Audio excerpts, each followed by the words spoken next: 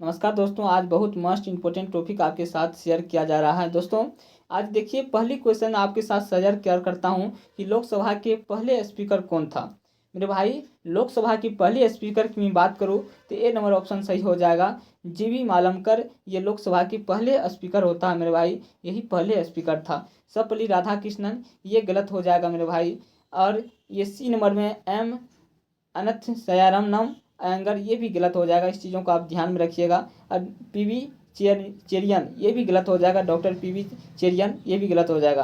यानी लोकसभा के पहले स्पीकर की बात करूँ तो ए नंबर ऑप्शन सही हो जाएगा, क्योंकि जीवी मालंकर यही ऑप्शन सही है मेरे भाई। ये तमाम एग्जाम के लिए इंपॉर्टेंट है, जो भी इंट्रेंस एग्जाम है मेरे भाई, यह कंपटीशन का एग्जाम। इसीलिए चैनल को जरूर सब्सक्राइब कर लीजिएगा अगर मेरे वीडियो को पहली बार अगर देख रहे हैं आप तो, क्योंकि मैं बार बार रिपीटेड क्वेश्चन ही लेकर आता हूँ। आइए मैं चलता हूँ आपके साथ, अगली क्वेश्चन साझा करता हूं जो इससे भी ज़्यादा इंपॉर्टेंट क्वेश्चन है। दोस्तों ये क्वेश्चन क्या है देख सकते हैं आप। ये क्वेश्चन है कि वॉकिंग विद लायंस पुस्तक को किसने लिखा था। यानी कि ये हो जाएगा वॉकिंग विद लायंस पुस्तक की मैं बात करूँ तो इसको के नटवर सिंह ने लिखा था मेरे भाई, यही ऑप्शन सही हो जाएगा। यानी कि ए नंबर, यानी कि के नेटवर सिंह, यानी कि के नेटवर सिंह यही लिखा था walking with Lions. Kiran Bedi ये गलत हो जाएगा। कपिल देव ये भी गलत हो जाएगा। सरोजनी नायडू ये भी गलत हो जाएगा। यानी कि के वॉकिंग विद लायंस को के नटवर सिंह ने लिखा था, के नटवर सिंह ने लिखा था। ये नंबर ऑप्शन सही हो जाएगा। आइए मैं चलता हूँ आपके साथ, अगली क्वेश्चन साझा करता हूँ। ये भी क्वेश्चन बहुत इंपॉर्टेंट और बहुत महत्वपूर्ण क्वेश्चन है मेरे भाई। आइए मैं चलता हूँ। महाबलीपुरम में स्मारकों के समूह को किसने बनवाया था। यानी कि महाबलीपुरम में स्मारक के समूह को किसने बनाया था मेरे भाई। चोल राजा ने बनाया था, गलत हो जाएगा मेरे भाई। चोल राजा महाबलीपुरम के स्मारक को नहीं बनाया था। चेरा की राजा हो जाएगा, ये भी गलत हो जाएगा। पल्लव राजा हो जाएगा। जी हाँ, यानी कि पल्लव राजा जो है मेरे भाई, ये महाबलीपुरम के स्मारक को बनाया था। इसको आप याद रख लेना है कि बी नंबर ऑप्शन सही हो जाएगा। चालुक्य राजा ये गलत हो जाएगा। दोस्तों आंसर हो जाएगा बी नंबर, यही ऑप्शन सही है। आइए मैं चलता हूँ आपके साथ, अगली क्वेश्चन साझा करता हूँ जो कि इससे भी ज़्यादा इंपॉर्टेंट और मस्ट क्वेश्चन है मेरे भाई।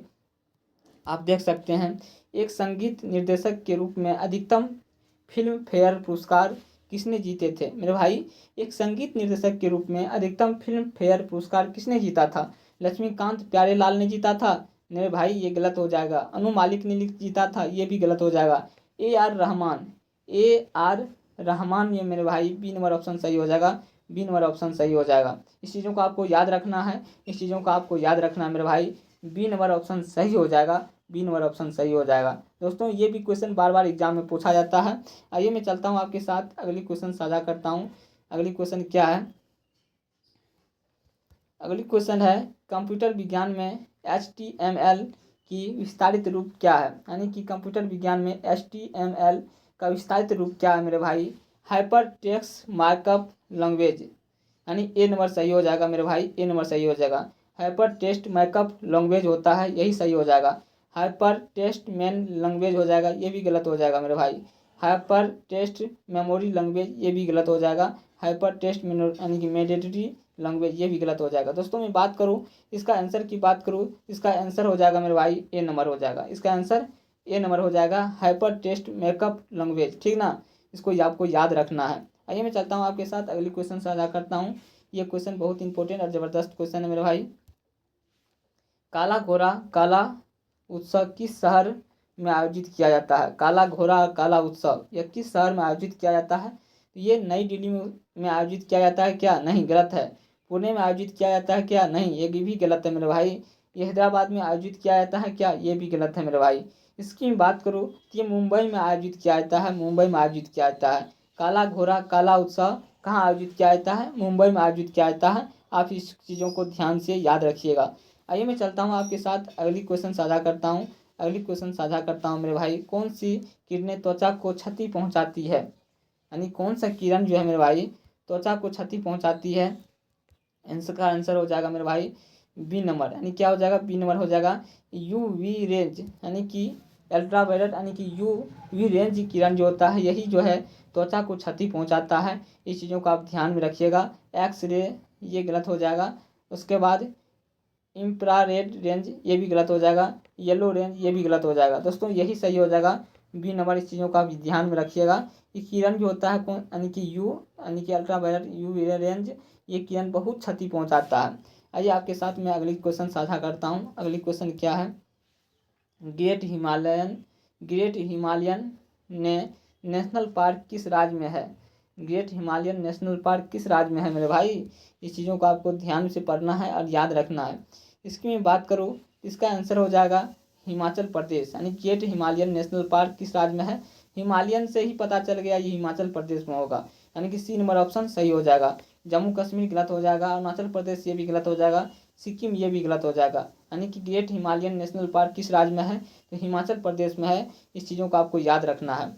आइए मैं चलता हूँ आपके साथ अगली क्वेश्चन साझा करता हूँ मेरे भाई। ये भी क्वेश्चन बहुत इंपॉर्टेंट क्वेश्चन है। ये क्वेश्चन बहुत इंपॉर्टेंट है। डैश भारत सरकार का एक बचत ब्रांड है जिसे भारत में मुख्य रूप से छोटी बचत और आयकर बचत निवेश के लिए प्रयोग किया जाता है। मेरे भाई इसकी मैं बात करूँ तो भारत सरकार का एक बचत ब्रांड है जिसे भारत के मुख्य रूप से छोटी बचत और आयकर बचत निवेश के लिए प्रयोग किया जाता है। इसकी आंसर की मैं बात करूँ, ये हो जाएगा राष्ट्रीय बचत प्रमाण पत्र। एक यही है मेरे भाई राष्ट्रीय बचत प्रमाण पत्र, जिसके अनुसार से भारत सरकार बचत ब्रांड जिसे भारत के मुख्य रूप से यानी कि छोटी बचत आयकर बचत के निवेश के लिए प्रयोग किया जाता है। प्रोविडेंट फंड ये गलत हो जाएगा। जीवन निगम पॉलिसियाँ ये भी गलत हो जाएगा मेरे भाई। और दीर्घकालिक सरकारी परिपत्र ये भी गलत हो जाएगा, यानी कि सी नंबर ऑप्शन सही हो जाएगा। इस चीज़ों को आप ध्यान से पढ़िएगा और याद रखिएगा। आइए मैं चलता हूँ आपके साथ अगली क्वेश्चन। मेरे भाई यहीं तक क्वेश्चन था और मैं यही आशा करूँगा आपको ये वीडियो बहुत इंपॉर्टेंट लगा होगा। ये ऑल इंट्रेंस एग्जाम के लिए इंपॉर्टेंट आपको क्वेश्चन है जो कि बार बार एग्जाम में पूछा गया था।